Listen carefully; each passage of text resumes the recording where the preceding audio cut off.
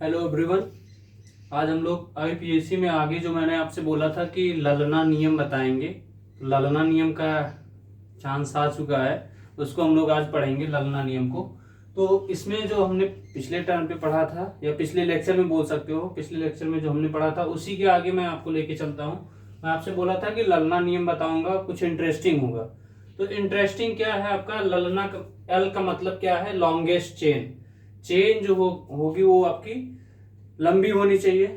दूसरा क्या है, लार्जर ब्रांचिंग। जो जैसे आप देखते हो, पेड़ पौधे देखते हो ना, पेड़ में क्या देखते हो, या कोई भी पेड़ आप ले लीजिए, आम का पेड़ हो या किसी भी चीज का पेड़ हो, तो उसमें शाखाएं निकली रहती है ना, एक शाखा इधर एक शाखा इधर, ऐसे ऐसे।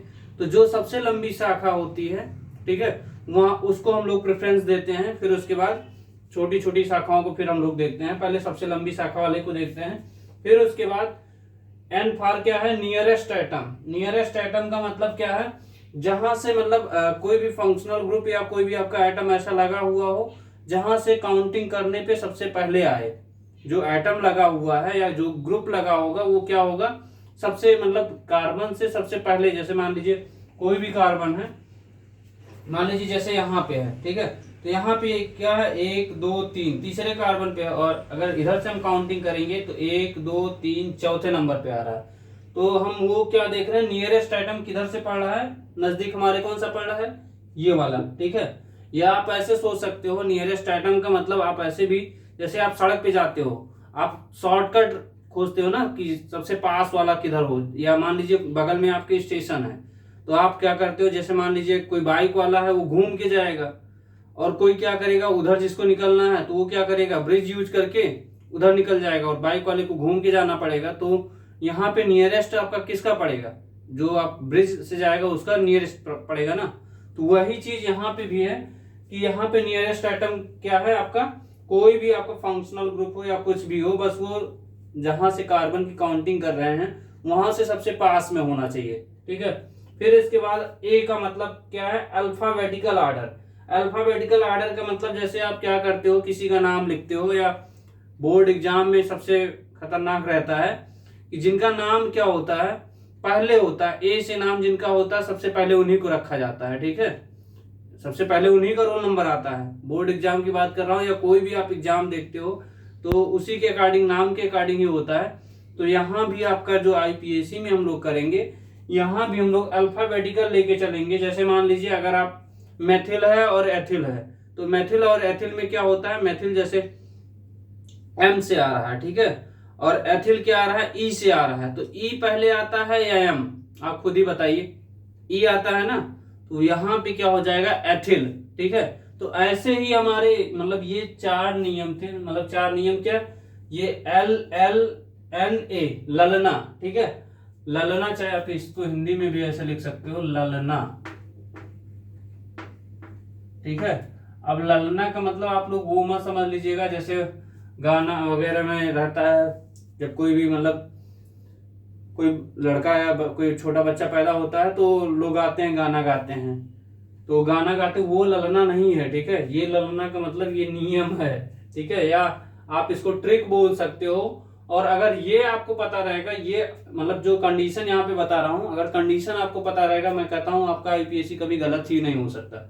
तो मैं आपको एक एक, अब लॉन्गेस्ट चेन का मतलब मैं समझाऊंगा, फिर लार्जर ब्रांचिंग का मतलब समझाऊंगा, नियरेस्ट आइटम का मतलब समझाऊंगा, और अल्फाबेटिकल ऑर्डर का मतलब यहाँ पे आपको एग्जाम्पल के थ्रू समझाऊंगा, ठीक है। पहला क्या है आपका, लॉन्गेस्ट चेन। लॉन्गेस्ट चेन का मतलब क्या है, एक यहां से हम लोग यहां से यहां तक चल सकते हैं या इधर से आ सकते हैं। तो हम लोग इधर से आएंगे क्योंकि यहाँ पे क्या है, अभी आपको एन का पतला, एन का मतलब बताया हूं, नियरेस्ट आइटम। तो फंक्शनल ग्रुप या कोई भी आपका ग्रुप लगा होगा तो वो कहां से होगा, जिधर से सबसे पास में होगा। तो पास में होगा तो हम लोग नंबरिंग इधर से करेंगे, ठीक है।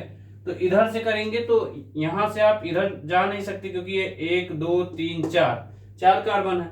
यहां से चल रहे हैं, एक दो तीन चार पांच छह, छह कार्बन आ रहा है। तो इसका मतलब ये लॉन्गेस्ट चेन हमारा हो गया ये, ठीक है।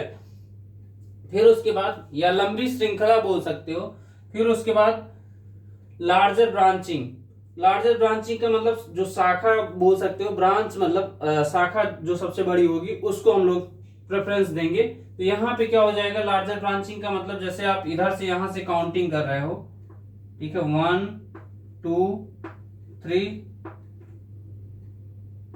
4 5 6, ठीक है, यहां से भी आप जा रहे हो 6, यहां भी मिलेगा, ठीक है, 1 2 3 4 5 6। बट आपको ये भी देखना है उसके साथ साथ जो आप ब्रांचिंग किए हो तो वो आपको ब्रांचिंग मिल रही है कि नहीं मिल रही है। तो यहां से हम लोग करेंगे, देखिए यहां से हम ब्रांच करेंगे, अगर 1 ये इधर फर्स्ट कार्बन सेकंड कार्बन पे आपको क्या मिल रहा है, CH3, ठीक है। फिर उसके बाद तीसरे कार्बन पे हम लोग क्या देख रहे हैं, तीसरे कार्बन पे आपको एथिल मिल रहा है, ठीक है। फिर उसके बाद चौथे कार्बन पे जा रहे हैं, फिर CH3 या मेथिल मिल रहा है, फिर मेथिल मिल रहा है, फिर आपको सिंपल एक चेन मिल रही है। तो यहाँ पे क्या दिख रहा है आपको, और देखिए इधर से भी हम काउंटिंग कर सकते थे, हमने इधर से ही क्यों किया, इधर से क्यों नहीं किया, तो वो कंडीशन ये है, इधर से इसलिए किया कि यहाँ मान लीजिए फर्स्ट कार्बन के बाद सेकंड कार्बन पे यहाँ भी है, फर्स्ट कार्बन के बाद सेकंड पे कार्बन यहाँ CH3 है, ठीक है, ये हो गया।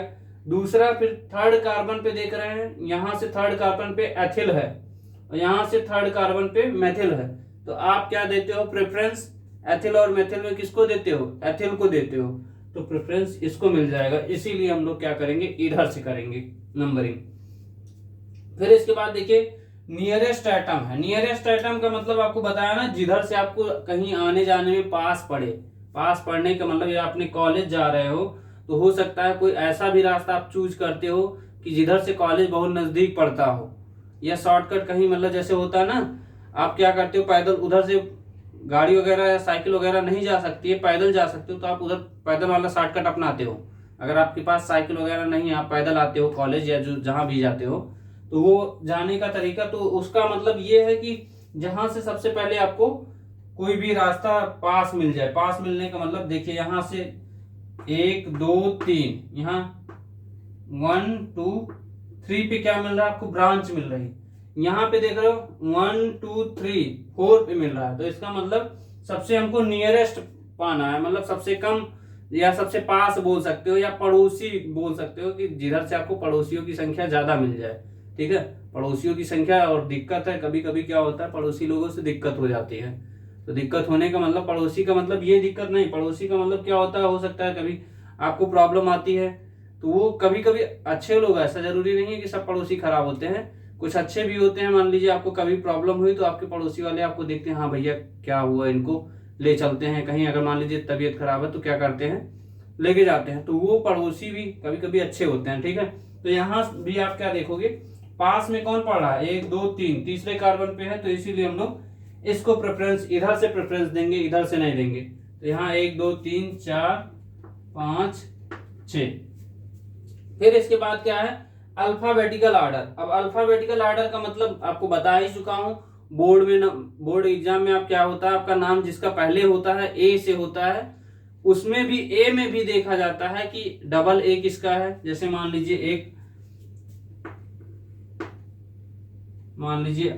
कोई डबल ए से नाम लिखता है, आनंद, बहुत लोग ANAND लिखते हैं, बहुत लोग डबल ANAND लिखते हैं, ठीक है।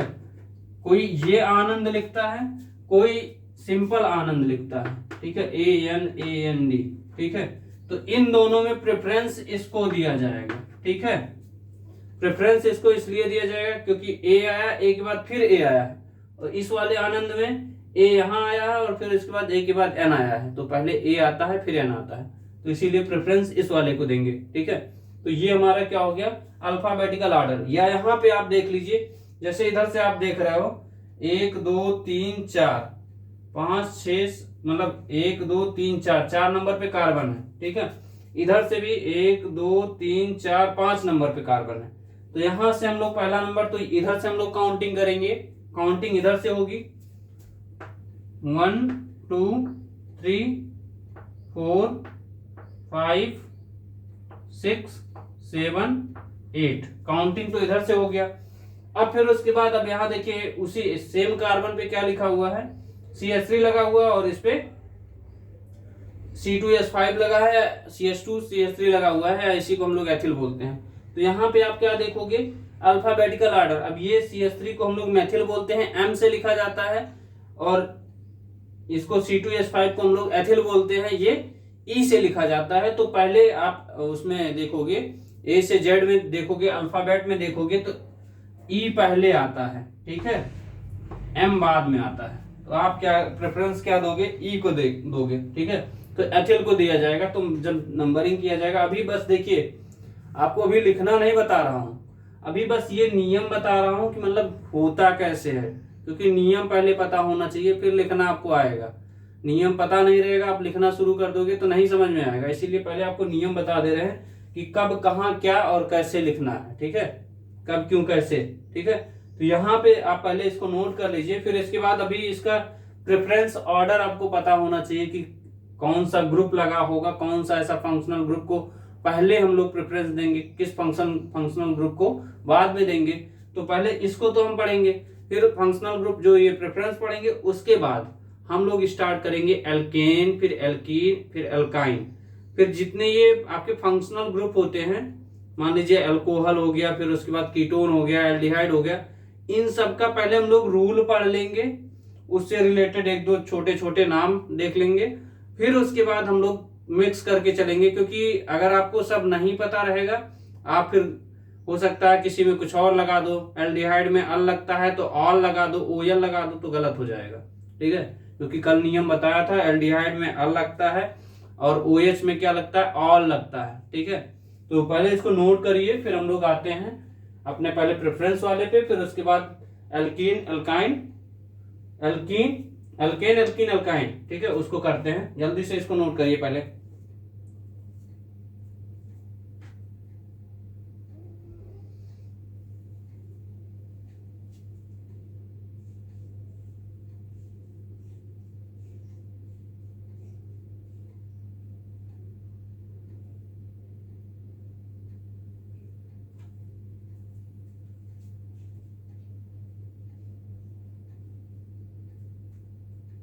हो गया बेटा, इसको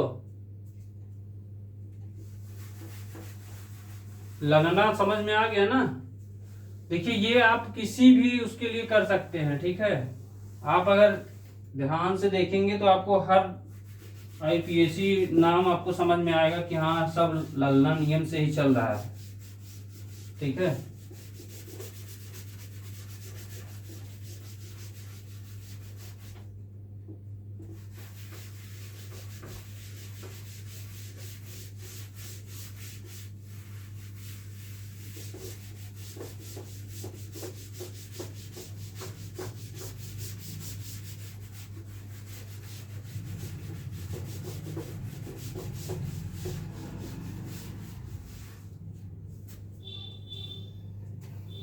चलिए देखिए इसका प्रेफरेंस लिख लेते हैं।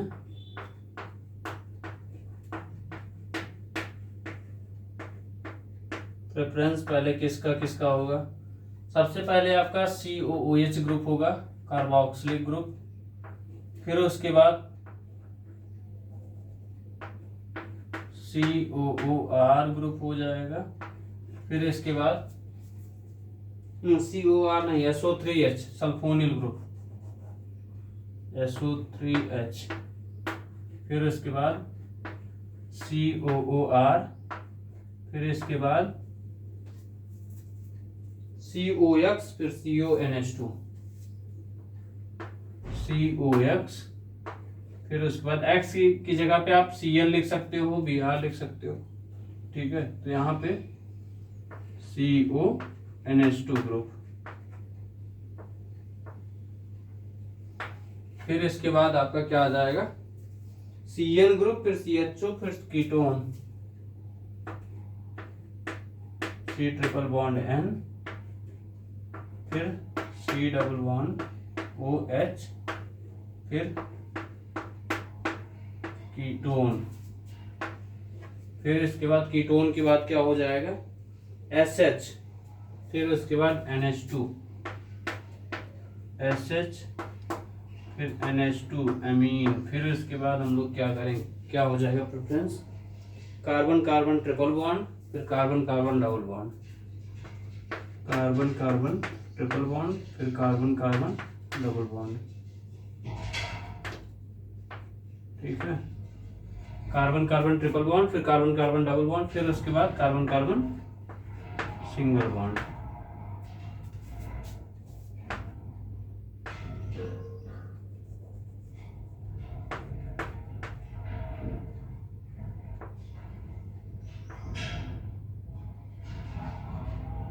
जो सीधे ऐसे सिंगल बॉन्ड बना दीजिए, बाकी उसके साथ कुछ ना कुछ तो जुड़ा ही रहेगा। ठीक है, ये हमारा प्रेफरेंस ऑर्डर हो गया।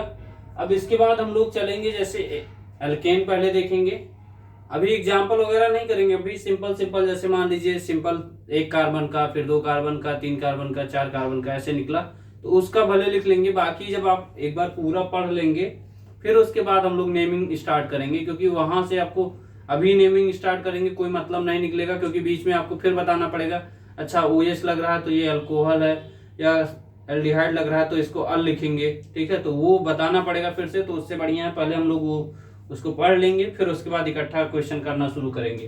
ठीक है, अब यहां पहला आता है एल्केन। ठीक है, एल्केन का जनरल फार्मूला क्या होता है, यहां जनरल फार्मूला लिखेंगे। जनरल फार्मूला होता है CnH2n+2। ठीक है, CnH2n+2 होता है जनरल फार्मूला। अब यहां पे देखिए, इसका जो सफिक्स होता है, सफिक्स का मतलब जो लास्ट में हम लोग लगाते हैं, कल बताया था ना, सफिक्स प्रीफिक्स। सफिक्स जो होगा इसमें, एल्केन है तो एन लगेगा। ठीक है, अगर एल्कीन है तो ईन लगेगा, एल्काइन है तो YNE लगेगा। ठीक है, यहाँ पे आपका जनरल फार्मूला ये हो गया। अब जैसे मान लीजिए 1 कार्बन का है, 1 कार्बन का मतलब मान लीजिए CH4 है, तो CH4 को हम पहले बॉन्ड में कैसे लिख सकते हैं, ऐसे लिखते हैं। ठीक है, ठीक, तो CH4 को C1 मतलब 1 कार्बन है, 1 कार्बन को हम लोग क्या लिखते थे, मैथ लिखते थे ना, मैथ प्लस, अब एन लगाना है सफिक्स में, एन हो गया, ये मिलके क्या बन जाएगा, मीथेन। ठीक, ऐसे ही क्या हो जाएगा C2,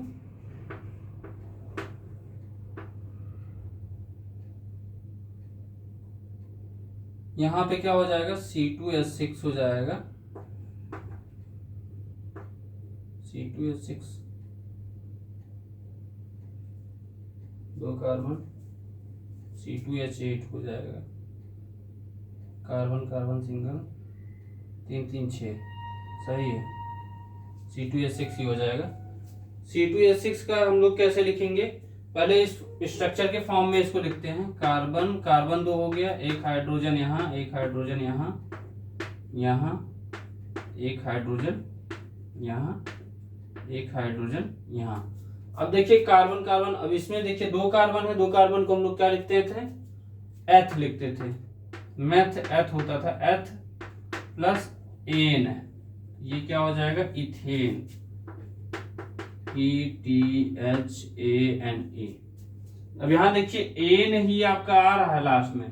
ठीक है, इसी को हम लोग क्या बोलते हैं, सफिक्स बोलते हैं। ठीक है, जो बताया था ना आपको कि नाम के बाद जैसे होता है, आपके नाम के बाद जैसे मान लीजिए जो भी हैं, ठीक है, जैसे मान लीजिए सचिन तेंदुलकर हैं, तो सचिन तेंदुलकर का क्या है, वैसे उनका नाम सचिन रमेश तेंदुलकर है, तो वहां पे क्या है, जो तेंदुलकर शब्द है वो क्या है, उनका सफिक्स है। ठीक है, आप बस समझने के लिए, या आप समझ लीजिए रोहित शर्मा, तो शर्मा जो लिखा हुआ है वो आपका क्या है, सफिक्स है।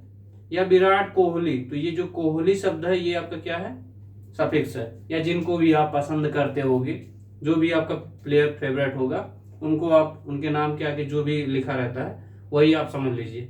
अब आप जिसको भी समझ, हो सकता है आप, या फिर आप समझ लीजिए स्मृति मंदाना, ठीक है, वो भी है। ठीक है, यहाँ पे मंदाना वो शब्द हो गया आपका।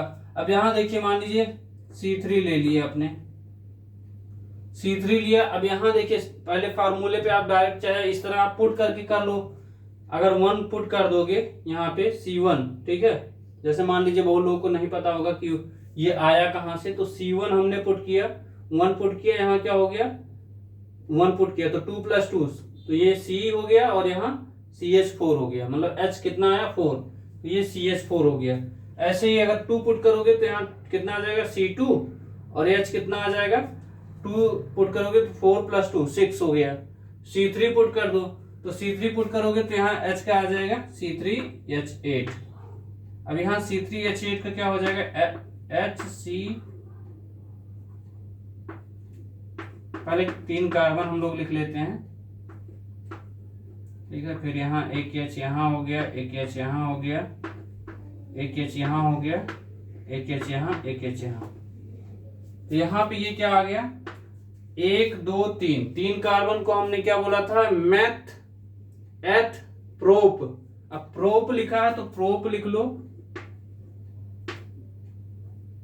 प्रोप प्लस एन, ठीक है। तो ये क्या बन गया प्रोपेन, समझ में आ रहा है ना। और एन आपका क्या हो गया सफिक्स हो गया। अभी यहाँ प्रीफिक्स वगैरह नहीं मिलेगा, क्योंकि यहाँ पे अभी सिंपल शब्द आप लेके चल रहे हो, तो प्रीफिक्स आपको नहीं मिलेगा, ठीक है। प्रीफिक्स वगैरह अभी ये तो आपका रूट वर्ड हो गया, मैथ एथ ये रूट वर्ड हुआ और ये सफिक्स हो गया। प्रीफिक्स आपको तब मिलेगा जब आप, अभी ये बड़ी बड़ी श्रृंखला जब बनेगी तब वहां पे आपको प्रीफिक्स मिलेगा, ठीक है। मान लीजिए आपका आ गया C4H10, ठीक है। C4H10 आ गया, तो यहाँ पे क्या हो जाएगा, मान लीजिए एक carbon, 2 carbon, 3 carbon, 4 carbon, 1H 2H 3H, 1H 2H 1H 2H 1 2 3 4 5 6 7 3 10 हो गया ना।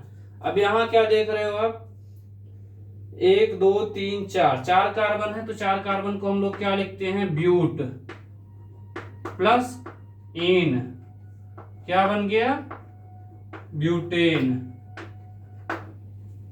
इन क्या है सफिक्स है।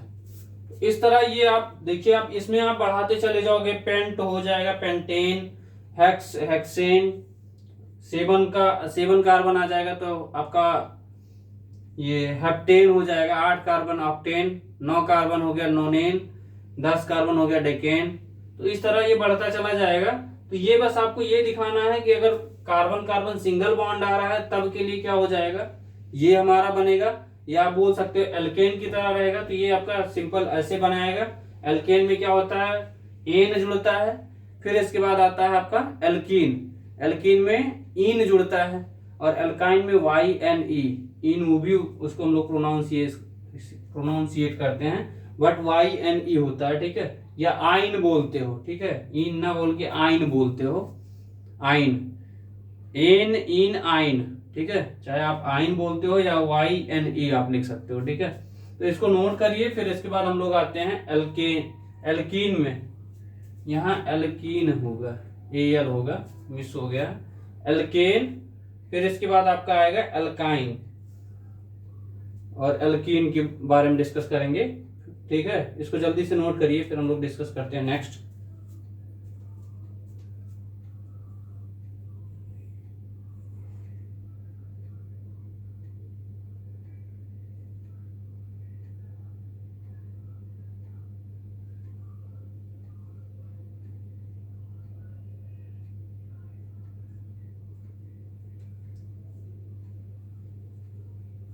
हो गया, मिटाएं इसको। अब ये प्रेफरेंस भी हटा दे रहे हैं, अभी प्रेफरेंस की जरूरत नहीं पड़ेगी, लेकिन आप लोग नोट कर लीजिएगा इसको। प्रेफरेंस वाला तो अभी जब आपको आगे सब फंक्शनल ग्रुप जितने हैं उसका पढ़ा देंगे, फिर उसके बाद आपको जरूरत पड़ेगी जब मिक्स वाले आएंगे आपके लिए। अभी तो मैं आपको 0 से लेके चल रहा हूँ ना, कि आपको एक एक चीज पता चले, नहीं तो हवा में उड़ाना होगा तो कोई मतलब नहीं निकलेगा, ठीक है। हवा में नहीं हम लोग बात करेंगे, हम लोग जमीन पे, जमीन से जुड़े हुए हैं तो जमीन पे ही रहेंगे।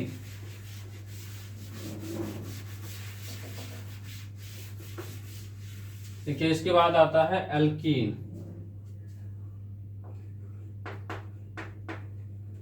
एल्कीन।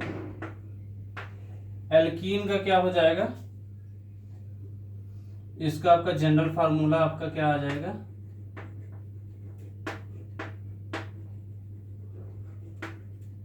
जनरल फार्मूला आ जाएगा CnH2n। CnH2n। अब यहाँ आप n की वैल्यू 1 से लेके आप पुट करते चले जाओगे, आपको मिलता चला जाएगा। तो पहले हम लोग, क्योंकि यहाँ पे हमको एल्कीन तभी मिलेगा जब कार्बन की संख्या 2 आएगी, 1 पे तो आएगी नहीं। तो यहाँ हम लोग n की वैल्यू क्या पुट करेंगे, n इक्वल्स टू 2 पुट, 2 3 4 आप ऐसे बढ़ाते चले जाएंगे, ठीक है। यहाँ पे आप 2 3 4 आप बढ़ाते चले जाइए, 4 5 6 ऐसे। और यहाँ जो सफिक्स आ जाएगा वो क्या आएगा, सफिक्स आएगा आपका ईन, ENE, ठीक है।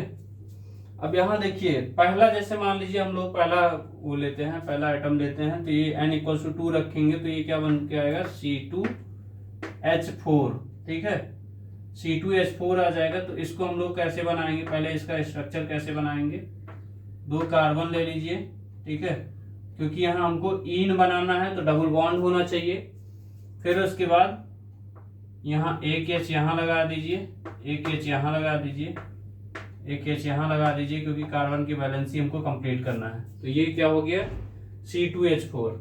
अब C2H4 को हम लोग क्या, देखिए यहाँ पे C2H4 आया, तो C2H4 में यहाँ देखिए कार्बन की संख्या कितना है, कार्बन की संख्या 2 है। तो 2 को हम लोग क्या बोलते थे, मैथ एथ, ETH प्लस ENE, तो ये क्या बन जाएगा, इथीन, ETHENE, ठीक है, इथीन बन जाएगा। ऐसे ही क्या हो जाएगा, मान लीजिए आपको C3 हो जाए, S6 हो जाए, तो C3H6 के लिए पहले 3 कार्बन आप बना लीजिए, ठीक है। अब उसके बाद आपको क्या करना है, एक डबल बॉन्ड लगा लीजिए। यहाँ पे क्या आ जाएगा, एक H यहाँ आया, एक H यहाँ आया, ठीक। और हमको यहाँ देखिए कितना आ जाएगा, एक H यहाँ आ जाएगा, एक H यहाँ आया, एक H यहाँ आया, और एक H यहाँ आ जाएगा, क्योंकि कार्बन की बैलेंसी कंप्लीट हो जा रही है ना, 1 2 3 4, 1 2 3 4, 1 2 3 4, कार्बन की बैलेंसी कंप्लीट है। अब देख लीजिए हाइड्रोजन कंप्लीट है, 1 2 3 4 5 6, इसका मतलब कंप्लीट है। यहाँ क्या हो जाएगा, अब ये 1 2 3 है ना, तो प्रोप है, प्रोप प्लस ईन, तो क्या बन जाएगा, प्रोपीन, ठीक है। ऐसे ही मान लीजिए अगर आपको दे दिया है C4H कितना हो जाएगा, H8 हो जाएगा। तो यहाँ कार्बन की संख्या आप बढ़ा लीजिए, 2 कार्बन 3 कार्बन 4 कार्बन। अब 4 कार्बन हो गया है, तो हम लोग मान लीजिए यहाँ पे डबल बॉन्ड लगा देते हैं, एक H यहाँ लग गया, एक H यहाँ लग गया, एक H यहाँ तो कंप्लीट हो गया है, एक H यहाँ, और फिर उसके बाद एक H यहाँ, एक H यहाँ, एक H यहाँ, 1 2 3 4 5 6 7, अभी यहाँ एक कम है, तो इधर क्या हो जाएगा, एक H यहाँ हो जाएगा। तो ये हमारा क्या हो गया, 1 2 3 4 5 6 7 8, 8 हाइड्रोजन हो गया, 1 2 3 4 कार्बन हो गया। अब यहाँ देख रहे हैं कितने कार्बन है, 4 कार्बन का मतलब ब्यूट प्लस ईन, तो क्या हो जाएगा, ब्यूटीन, ठीक है। तो ये हमारा एल्कीन हो गया। इसके बाद आपका एल्काइन है, तो एल्काइन वाला भी इसी में कर लेते हैं। एल्काइन, एल्काइन का क्या होता है जनरल फार्मूला, जनरल फार्मूला ये क्या होता है, CnH2n - 2, CnH2n - 2। अब यहाँ भी आप क्या करते हो, n की वैल्यू जो पुट करते हो वो 2 से ही पुट करते हो, 2 3 4 5, आप बढ़ते चले जाओ, ठीक है। यहाँ सफिक्स क्या लग जाएगा, सफिक्स ये आपका YNE या आइन बोलते हैं, ठीक है, तो YNE लग जाएगा। अब जैसे मान लीजिए पहला हम लोग लेके चलते हैं, अगर हम लोग यहाँ क्या पुट कर दें, कार्बन की संख्या 2 पुट कर दें, तो ये N की वैल्यू हम लोग क्या पुट करें, 2 पुट करेंगे तो क्या आ जाएगा C2H2, ठीक है, C2H2, यहाँ 2 दूनी 4 माइनस 2 करेंगे तो 2 आ जाएगा C2H2। अब C2H2 को हम लोग कैसे लिखते हैं, कार्बन कार्बन पहले लिख लीजिए, एक हाइड्रोजन इसके साथ लगाइए, एक हाइड्रोजन इसके। अब हम देख लेते हैं, अभी बैलेंस तो है नहीं कार्बन के, क्योंकि 4 होता है, तो 1 2 3 4, ये हमारा 4 हो गया, बैलेंस ही कंप्लीट है। अब इसके बाद हम लोग क्या करेंगे, 2 कार्बन है ना, 1 2, तो 2 कार्बन के लिए हम लोग क्या लिखते थे, एथ लिखते थे, ETH प्लस YNE, तो इसको हम लोग क्या बोलते हैं, इथाइन, ETHYNE, ठीक है। इसी तरह सेकंड वाला अगर करेंगे तो सेकंड वाले का क्या नाम हो जाएगा, C3H4 का क्या नाम हो जाएगा, C3H4। अब यहाँ पहले कार्बन 3 बना लीजिए, 1 2 3, ठीक, एक हाइड्रोजन यहाँ, और यहाँ क्या करिए 1 2, ये कार्बन हो गया, क्योंकि हमको ट्रिपल बॉन्ड लगाना, चाहे इधर लगा लीजिए चाहे इधर, एक यहाँ हो गया, ठीक है। अब देखिए हमको हाइड्रोजन कितना चाहिए, 2 और चाहिए, तो यहाँ पे कार्बन की बैलेंस 1 2 3 ये बैलेंस है, यहाँ पे क्या हो जाएगा, एक यहाँ लगा दीजिए, एक यहाँ लगा दीजिए, तो 1 2 3 4 हाइड्रोजन हो गया और 3 कार्बन हो गया। अब यहाँ क्या देख रहे हैं, 3 कार्बन हुआ ना, तो 3 कार्बन का मतलब प्रोप प्लस YNE, तो ये क्या हो जाएगा, प्रोपाइन, ठीक है, प्रोपाइन। फिर इसके बाद अगर मान लीजिए हम लोग कार्बन की संख्या बढ़ा दें, C4 कर दें और H6 कर दें, C4H6, तो C4H6 का हम लोग कैसे बनाएंगे, C4H6 का मान लीजिए कार्बन, पहले 4 कार्बन ले ले, 1 2 3 4।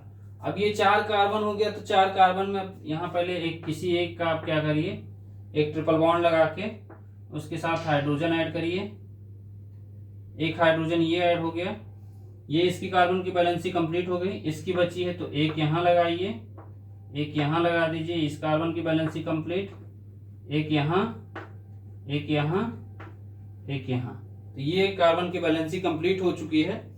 अब यहाँ पे क्या होगा, यहाँ हम इसको क्या बोलते हैं, प्रोप आइन था ना, यहाँ पे 1 2 3 4, तो ये आपका ब्यूट हो गया, ब्यूट प्लस YNE, ठीक है, ये क्या हो गया, ब्यूटाइन, ठीक है। अभी तो ये आपका यहाँ पे खत्म हो जाएगा अल्काइन। अभी ये हम लोग बस केवल फार्मूला और ये इससे रिलेटेड थोड़ा सा छोटा छोटा नाम लेके चल रहे हैं, क्योंकि हमको 0 से लेके चलना है, 0 से शिखर तक चलना है, तो वहां तक चलने के लिए भी बहुत टाइम है। जैसे बोलते हैं ना, अभी आपकी डिस्टेंस अभी लंबी है, दूरी अब अभी, जैसे बोलते हैं ना, दिल्ली अभी दूर है, दूर नहीं, दिल्ली अब दूर नहीं, तो दिल्ली अभी चलने में टाइम लगेगा, ठीक है। तो यहाँ पे ये आपका हो गया है।